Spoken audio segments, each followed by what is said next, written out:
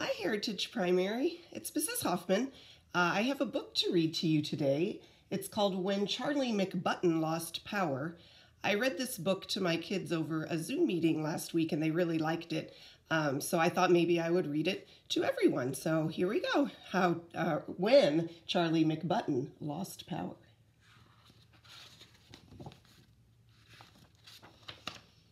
And here's Charlie. He loves his video games, you can tell. Even in the middle of the day when his sister's out playing, he's on his video games.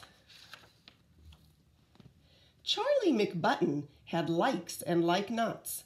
The things that he liked involved handsets and bots, computerized games where he battled bad creatures.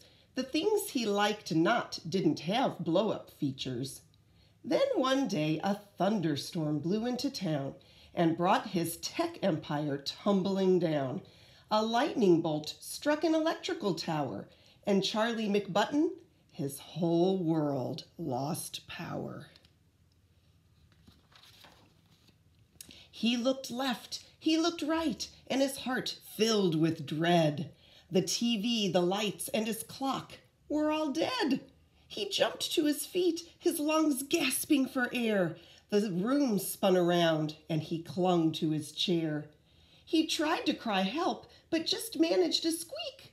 The blackout had blacked out his power to speak. Thank goodness his mother had ears like a bat. She came to his room and gave him a pat.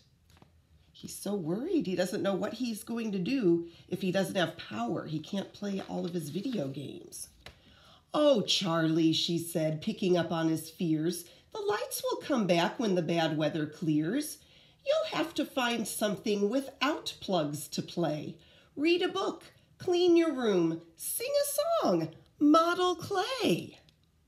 Could anything be any duller than clay? Soggy gray clay on a soggy gray day. He hated the way clay got under his nails and how he could only make snowmen and snails. I don't know, sometimes I have fun playing with clay, but I guess not Charlie McButton. He would rather be on a device. He dove for a gadget he had outgrown last spring. It was handheld, outdated, not much of a thing. But he clutched the old toy like a lifeline that day. See, it ran on one battery. The size? AAA. He flicked the on-off switch to on double quick, but no happy humming sound followed the click. He unlatched a hatch and his blood turned to ice. "The battery is gone from my backup device." Not even his old handheld video game will work. This is not Charlie McButton's day. World records were set in the 10-meter dash as away down the hallway he flew like a flash, seeking one battery, just one AAA, that would rescue one boy from a gray day of clay. But just when his search nearly drove him insane, he ran past the bedroom of Isabel Jane. His 3-year-old sister was happily walking a doll back and forth. And the doll, it was talking. Now, dolls don't talk on their own as a rule. They needed a power source, some kind of fuel. In less than a second, he had made his decision. Call it bad judgment, a real lack of vision. Somehow his head didn't warn of his folly. And Charlie McButton, he pounced on that dolly. Uh-oh. I think Isabel Jane does not look happy. He plucked out his prize through the baby doll's dress, and Isabel Jane made a sound of distress. It was just a short walk to the foot of the stair where resided the McButton timeout time chair. To add to the fun of his term in the seat, Isabel Jane came to play at his feet. And Isabel Jane, the battery queen, had more AAAs than he had ever seen. Oh, he is not happy. His sister has all the batteries. They powered her puppies. They powered her clocks. They powered her talkative alphabet blocks. Assaulted by non-stop mechanical chatter, Charlie McButton got madder and madder. He snapped at his sis from his timeout time zone. How come you can't ever just leave me alone? Oh, look at Isabel Jane. Her eyes filled with tears, and she gave them a rub. She went to the bathroom and hid in the tub. Then Charlie McButton felt totally rotten and couldn't help thinking some things he had forgotten. Look how small he got in that chair. That's how he feels for making his sister upset. Mainly, he thought that for sisters that toddle, Isabel Jane was a pretty good model. She clearly adored him. She didn't have fleas, and at dinner she would secretly eat up his peas. Look at that. You gotta like a sister who eats your peas.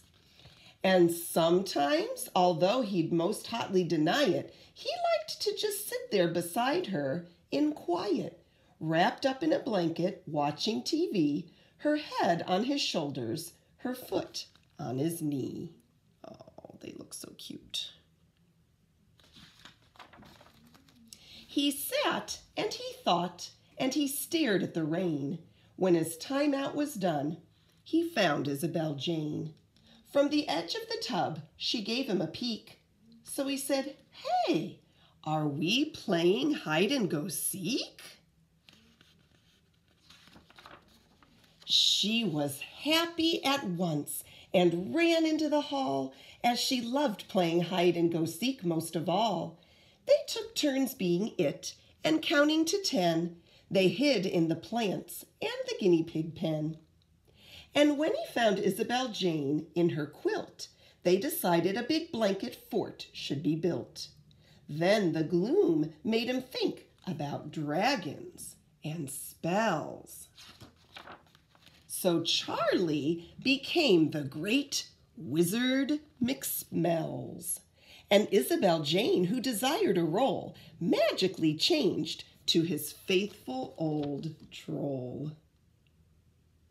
Well, it looks like they're having fun now.